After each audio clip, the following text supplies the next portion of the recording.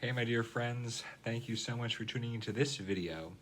And in this video I want to talk about what do I eat on a daily basis. And this video was actually requested from a friend of mine, and I would like to answer that, and also logging and that kind of stuff. So first of all, I honestly don't count calories whatsoever. I focus on getting a good, nutritious meal within me, and only eating when I'm actually hungry, not based on the clock. And I also do time-restricted eating and intermittent fasting. Now, what does that mean? So, you gotta remember, in the ideal world, ideal situation, you are getting 8 hours of sleep a night. Unfortunately, it doesn't always work that way, but the ideal would be an 8-hour sleep. So what I try to do is I go to bed around 10 p.m. give or take, depending on my mood, depending on if I had to be up at 4 a.m. the next day, but let's say 10 p.m. So about 3 hours before bed, so 10, 9, 8, 7 p.m., I stop eating all food whatsoever. And most beverages I will not drink past 7 p.m. except water, unsweetened tea, and lemon water. That's it. Rest of the night, nothing else. And then, so 10 o'clock, you get up at 6 a.m. or 7, whatever, 7, 8, 9, 10, whatever, right? So then 8, 9, 10, 11, 12, 13, 14, about 14, 15 hours of a solid fast. Now you can increase it, and I've done that many times. Like, I won't eat sometimes until noon, 1 p.m. Sometimes if I'm only doing one meal a day, and yes, this is totally safe, it's totally fine, but make sure you talk with your own healthcare provider about this before you start doing this stuff too. So sometimes I'm having my one meal at like 5 p.m., maybe 6 p.m. And then, so the whole point of intermittent fasting is you want to give your body a chance to use its own fat reserves and give your body a chance to have a break from pumping out insulin all day. And it's a gift to the body. Intermittent fasting is a gift to the body. And it gives a chance to heal. There are so many videos on this subject. Just Google or type in the YouTube search bar intermittent fasting or time-restricted eating, and you will find videos from Dr. Ken Berry, from Dr. Barnard, Dr. Berg, all these doctors who will talk about the subject. Now, so that still doesn't answer the question, what do I eat? So if I want to continue my fast at, let's say I'm getting up at like 6 a.m., whatever, 7, and I want to continue my fasting all day, I'll just drink coffee or I'll drink tea. Now, that does not break the fast because it's not spiking my insulin. Now, what's interesting is that you have 3 macronutrients: fat, carbohydrates, and protein. No matter what you eat, it's going to fall in one of these 3 categories. Carbohydrates will raise your insulin. Absolutely will raise your insulin. Protein does, but not as much as a carbohydrate would.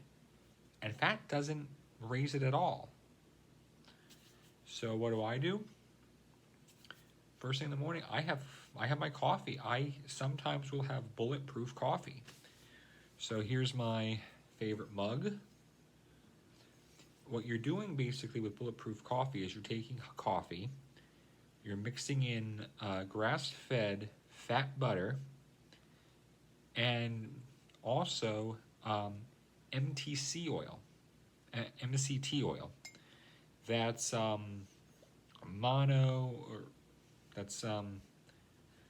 I forget what it stands for, but it's a short chain it's a short chain fatty acid, if I recall, and it and you froth it with a frother or within a blender, whatever, and and it's frothy. It's almost like a latte. It's delicious. Now, if you're going to drink Bulletproof coffee, I do not recommend having it with carbohydrates, because remember, the body's going to prioritize one over the other. It's going to prioritize burning off the carbohydrates, and it's going to store the fat. And now, because I'm fasting for so long during the day and most of the night and all that, my body's burning this off. I'm burning it off. And I'm burning into my own body's fat, which, that's what I wanted. Now, usually, if I'm having a lunch, like a proper lunch, I'm having a salad, usually, or some kind of a protein. So, my favorite salads, avocado. I'm having a low carb burrito wrap. Putting a little bit of avocado in there, some squash. My favorite is a Caesar wrap. So you take your wrap, make your standard Caesar salad, homemade Caesar dressing, or making it with avocado oil, making that up like that with some chicken. That's good. Or having like a standard salad with lots and lots of tomatoes, arugula. Let's see, what else do I put in my salads? Broccoli, avocado again. Lots and lots of good stuff in there. It's delicious. You feel full. You feel satiated.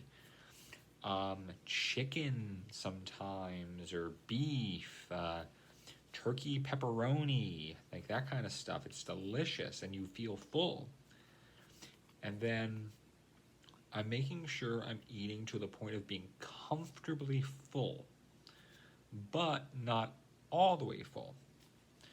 I enjoy almonds. Oh, now a thing about nuts, you have got to be careful with cashews. And any kind of nut, but cashews in particularly, if you're trying to watch your carb intake, or if you are like me, diabetic, you have got to watch the cashews. They have about 9 grams of carbohydrates per serving.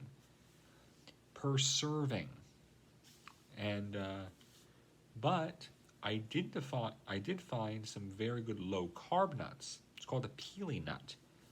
1 gram of carbohydrates per 1 ounce serving. That's practically nothing. But again, I got to be very careful with nuts because it's a gateway treat. Oh yeah, I could eat an entire bag of peely nuts if I was allowed to, but I practice a lot of restraint. I have something just to satisfy the taste. And a peely nut, it tastes just like a buttered almond. It's delicious. Almonds too, delicious. Sunflower seeds. What I really do like about these nuts is that, yeah, although it'll raise your blood sugar, it's not nearly as bad a spike as, like, let's say, a piece of cake or something, or flat out sugar. And that's another thing. I don't have any processed sugar added to any of my foods, or it's very, very, very little. That's another thing. You got to read the labels. Now, here in America, where I am filming this video, if you turn the package around, you're going to have the total carbohydrates, and that's going to be everything. Now, yeah, that's good information to know. But if you take the undigestible fiber, the dietary fiber, which is not digestible to the body, you're going to have what are called the net carbs. So let's say something is 10 total carbohydrates, and it has 8 dietary fiber, you just subtract the 8 from the 10, and you get 2. That's 2 net carbs. Now you got, and also sugar alcohols, not to be confused with sugar. So like erythritol, things like that, cellulose, that kind of stuff you can also subtract from the total carb. That's why a lot of people that are honing in on the keto diet and people wanting to watch their carbohydrate intake, they'll put that right on the packaging. But even that you got to be careful of. Like the body responds differently for different people. So something that might not raise my blood sugar up to the stratosphere might not do that for you, or vice versa. Something that affects you might not affect me in the same way. So that's one thing. Now for logging, if you're going to log, keep a food journal. Keep a little notepad somewhere where you know where it is, and you can say, okay, for breakfast, I had 2 eggs for breakfast, or I had 1 mug cake for breakfast. And that's another thing I'll get into, are mug cakes. If you were looking for a sweet treat, something where you're craving cake or a baked good, like let's say, and you're trying to keep keto, go for a mug cake. They're very easy to find recipes that are keto friendly, and so they're made with almond flour and some kind of a fat and different flavorings. Lily's chocolate chips, those are so good.